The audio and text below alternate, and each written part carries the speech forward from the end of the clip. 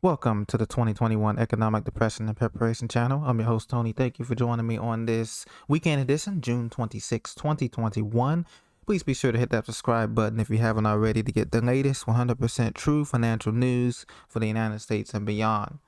Tonight, we're going to be talking about how businesses are trying to make ends meet with the rise in minimum wages and the rise in production costs.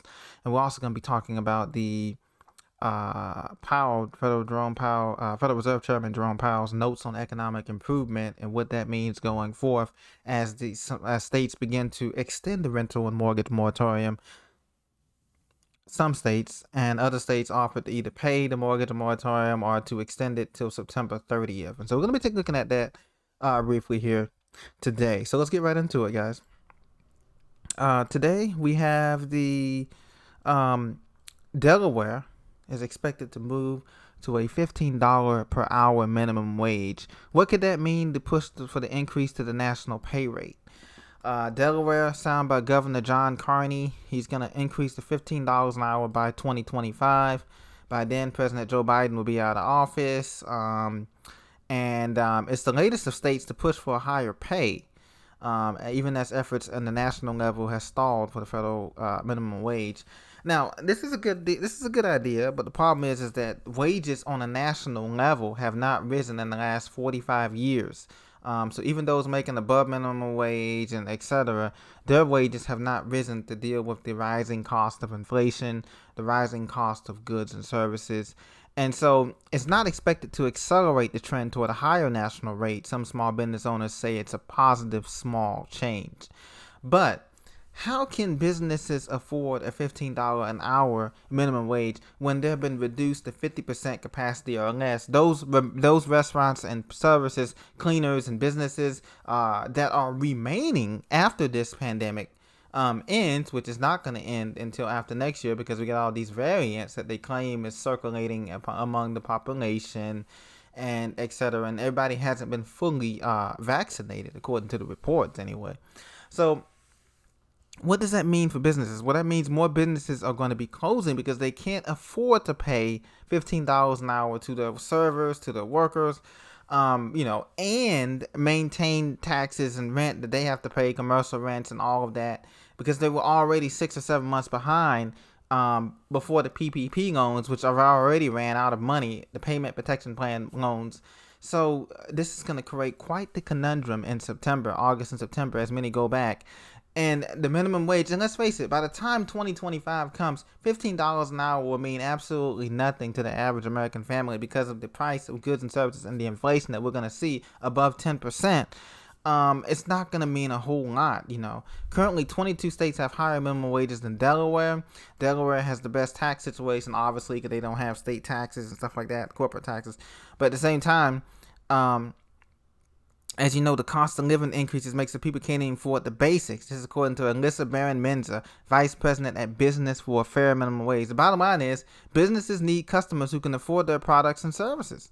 And if they can't afford the services, even companies like Wawa, as a convenience store popular in the Northeast, they're offering $500 bonuses plus a $75 pandemic vaccine incentive. There are so many incentives that they're offering, but who's going to pay for all of this? That's going to be the taxpayer, you and I, that's going to be other people, and it's just not unsustainable when we have 40 million people out of work and growing every week, as you can see.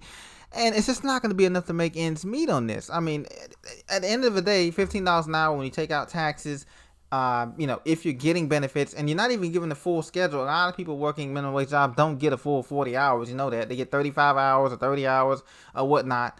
And so time you take out taxes, time you take out the healthcare benefits, if you're even getting benefits, you're back down to $8-9 an hour. So it's just a terrible situation here. Unseen cost here. That exactly the article notes.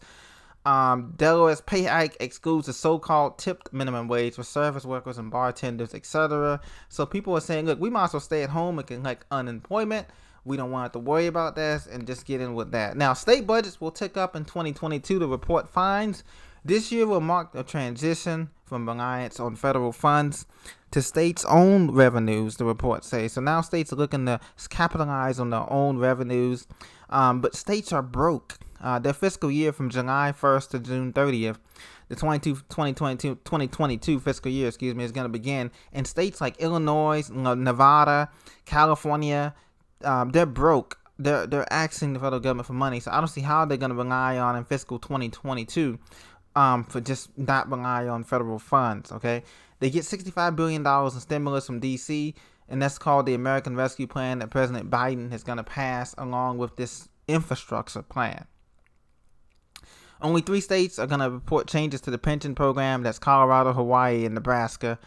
But 16 states have implemented hiring freezes or allow open positions to remain vacant. And 3 states cut employee salaries. So how are cities and states and counties are going to make ends meet when a lot of them are in negative GDP for the year, these states? And a lot of these states suffered a decline in revenue. Alaska discovered a 39% decline in revenue in 2022. Nebraska, a lot of states, they're just suffering a massive amount of stimulus shortfall here in 2021 and 2022. And Fed Chair Jerome Powell says he notes economic improvement, but says the pandemic risk remains high. Basically, if we go into another shutdown or lockdown, you can bet we are this year. That means that this economy is all but toast, and he's going to have to raise. He says he admits that inflation has risen notably, but repeats his position that the price pressures are transitory. He says it's not transitory because we're going into another lockdown, because we're going into another pandemic outbreak with this Delta variant or whatever Epsilon variant they come out with. So, and that's going to be coming up. The lockdown, folks, is coming up, I guarantee you, in September, beginning of September, the lockdown is starting. Watch and see, because we're going to have July the 4th holiday. They're going to let you do all that. Then the kids are going to pretend like they're going back to school. And that's when the variants are going to come out and they're going to lock the economy down. And this is going to drop the stock market like a rock.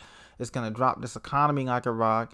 The Fed is buying still $120 billion of bonds. That's going to drop repeatedly, and inflation is rising at its fastest pace. So right now we're at 5% inflation. By the end of the year, we're going to be at 10%. So it's so important to get prepared, to try to be more self-sufficient, start figuring out ways to cut back on unnecessary purchases, start thinking about ways to have you grow your own food, get some land, water, silver, gold if you can. And cryptos, they're okay, but just, don't even think about it. Invest maybe 1% in cryptos and don't even think about it, because you're going to need all of that when this economy completely collapses.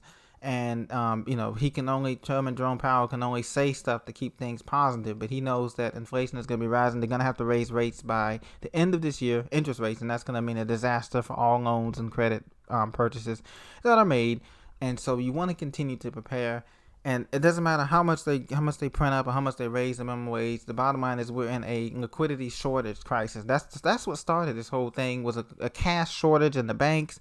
They've lended out too much money, too much on credit, and that's on the commercial side, and that's going to spill over into the residential and into the other areas of the economy eventually. So continue to prepare, and we'll talk to you very soon. Thank you so much for watching, and I look forward to seeing you on the next episode. Bye-bye.